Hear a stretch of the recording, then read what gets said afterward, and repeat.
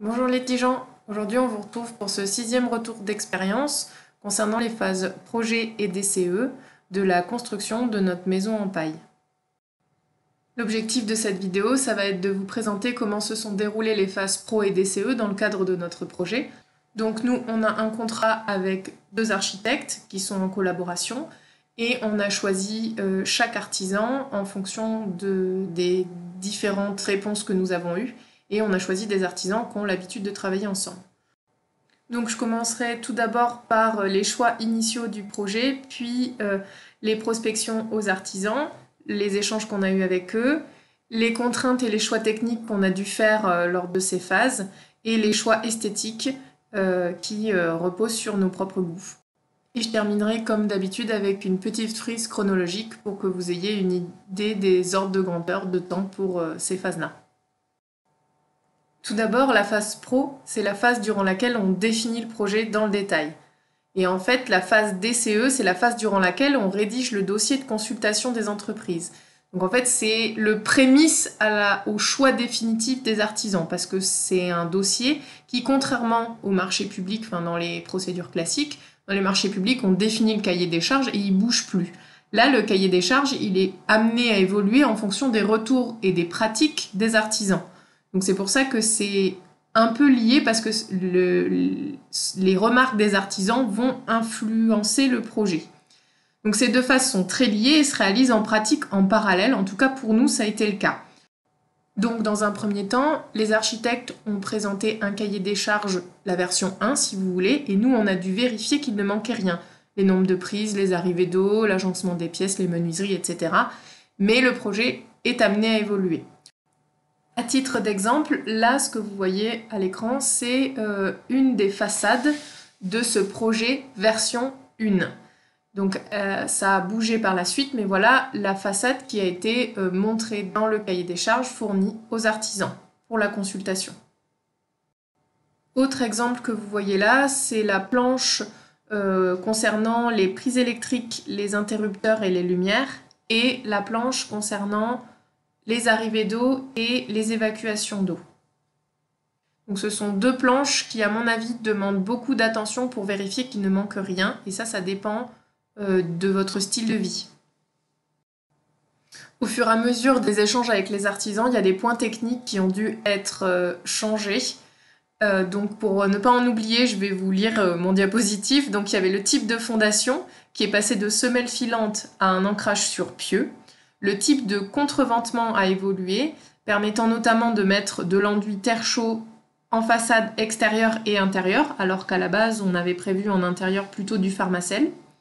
Les évacuations d'eau ont été revues pour ne pas devoir traverser les longues lignes, donc ça c'est pour respecter les pentes, ça a été une préconisation du plombier. Ensuite, l'emplacement du robinet extérieur et celui de certains interrupteurs prises ont été changés. Donc ça a été vu avec l'électricien et aussi en discutant avec les artisans donc pour mettre l'arrivée d'eau extérieure. Et puis enfin, l'emplacement du chauffe-eau, de la VMC et des gaines techniques ont également fait l'objet de discussions avec les artisans et les architectes pour optimiser leur emplacement. Ensuite, le dernier gros problème, c'est que le projet qu'on a présenté aux artisans, quand on a fait la somme de tous les devis, on explosait le budget. Mais vraiment, on n'était pas capable d'encaisser le budget estimé avec ces devis-là. Donc on a dû revoir le projet pour faire des économies. En parlant de pistes d'économie, celles-ci nous ont été proposées par les architectes et nous, on a dû faire les choix de est-ce qu'on les retenait ou pas.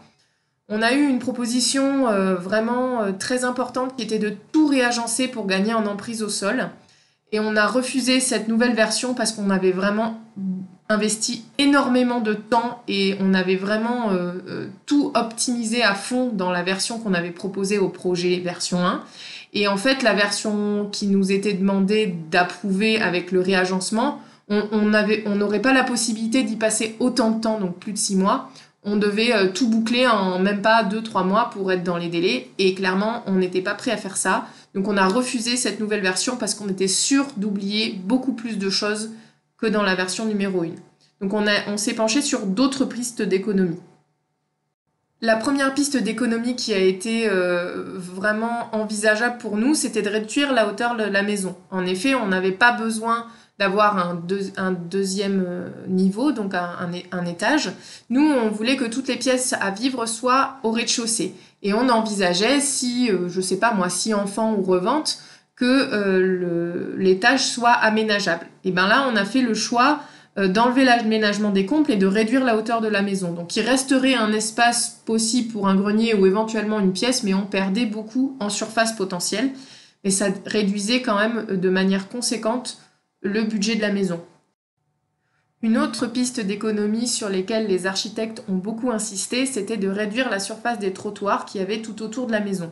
C'était des trottoirs que j'avais voulu pour protéger les murs et pour permettre de faire le tour de la maison, notamment pour fermer les volets ou simplement pour apprécier de faire le tour de la maison sans avoir à désherber ou avoir du gravier qui s'enherbe.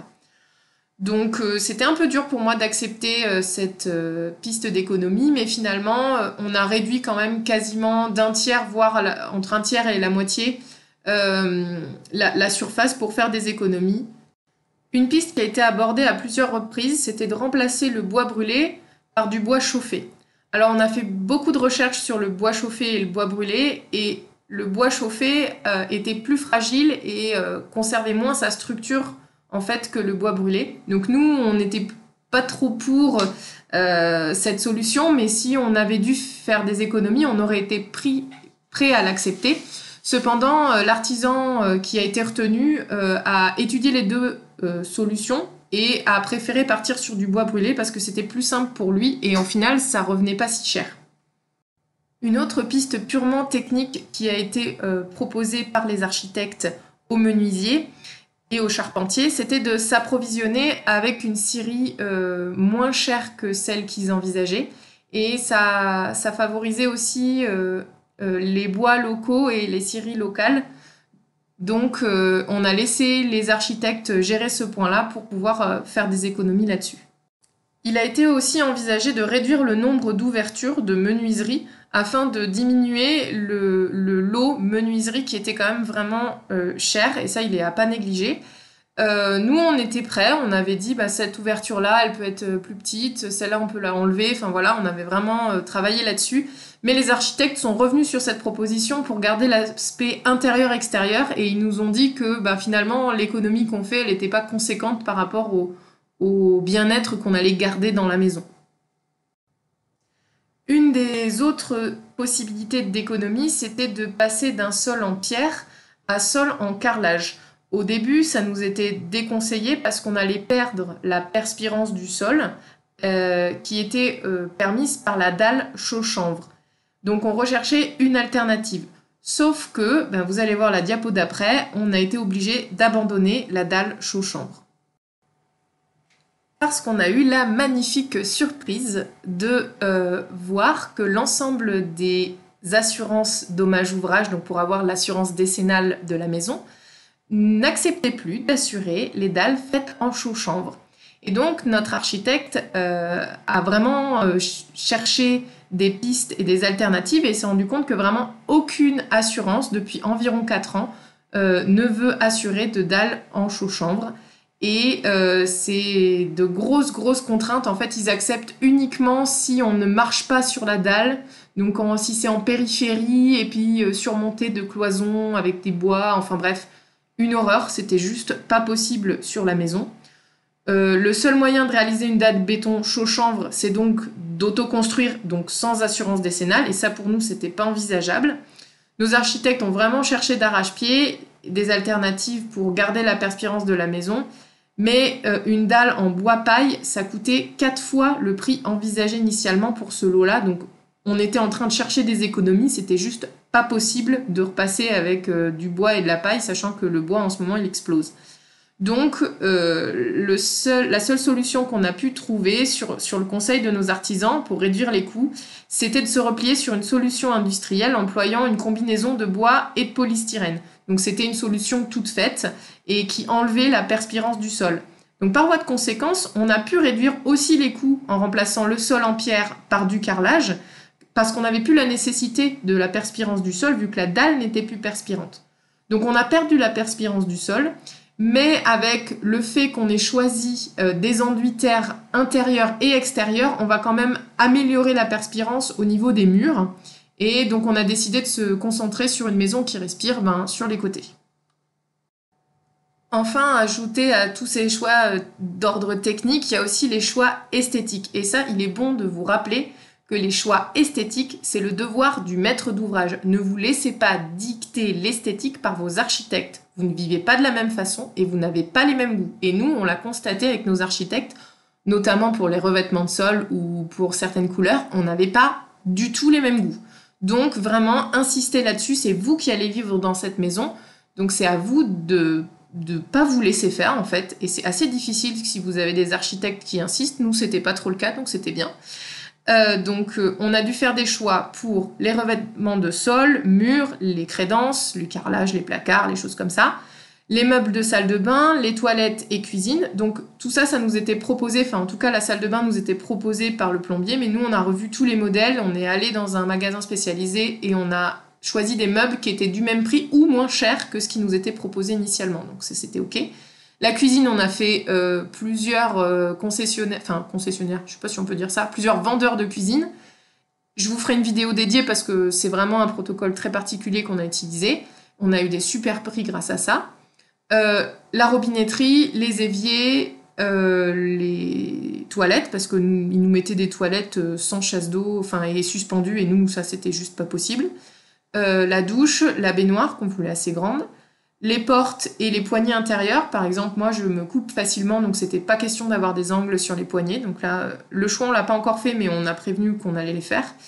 Les menuiseries, donc nous c'était surtout sur les couleurs. Et puis bon, éventuellement le type de poignée, mais ça c'est relativement standard, donc on n'a peut-être pas notre mot à dire. La porte d'entrée, très très important. Nous on a choisi une porte d'entrée qui nous plaisait beaucoup, et on en a choisi même plusieurs suivant les gammes de prix. Donc on attend les devis pour l'instant. Les grilles pour la buanderie et la salle de bain. Donc là, on les a fait en accord avec le choix de la porte d'entrée, puisqu'elles étaient à côté, celle de la buanderie et la porte d'entrée. Le type de moustiquaire, donc ça c'était à moitié technique, à moitié esthétique, on va dire, mais globalement c'était plutôt un choix technique. Nous, on est juste venu dire si on les voulait depuis l'intérieur, depuis l'extérieur, enfin voilà. C'est les limites du choix esthétique, on va dire. Et les modèles de sèche-serviette, c'est-à-dire que nous, on voulait un modèle de sèche-serviette à un endroit spécifique, et là, on avait juste une contrainte technique qui était les watts qui étaient délivrés par le modèle de sèche-serviette, et ça, c'était une contrainte qui nous avait été donnée par le bureau d'études thermiques. Bon, on vous cache pas que ça a été des mois assez tendus d'un point de vue stress, parce qu'en fait, il fallait constamment vérifier qu'il manquait rien, toujours faire attention que les architectes faisaient pas des choix à notre place, surtout sur l'esthétique. Et après, les architectes, eux, ils ont dû vraiment faire beaucoup de recherches techniques pour améliorer le projet et nous proposer des pistes d'économie. Donc, on a démarré en septembre 2021. Et puis, on a échangé avec les entreprises toute cette fin d'année 2021. Les pistes d'économie, elles nous ont été proposées en début d'année 2022 et on a mis à jour les devis de manière définitive, entre guillemets, qu'en mars 2022. Avant, les devis, on en avait à l'appel et c'était toujours des solutions techniques un peu différentes. Donc, c'était difficile de comparer les devis entre les différents artisans consultés et donc de choisir avec qui on partait. D'ailleurs, dans la prochaine vidéo, on vous explique comment on a choisi les artisans et comment on a choisi la cuisine. J'espère que cette vidéo vous aura été utile et je vous dis à la prochaine, à plus!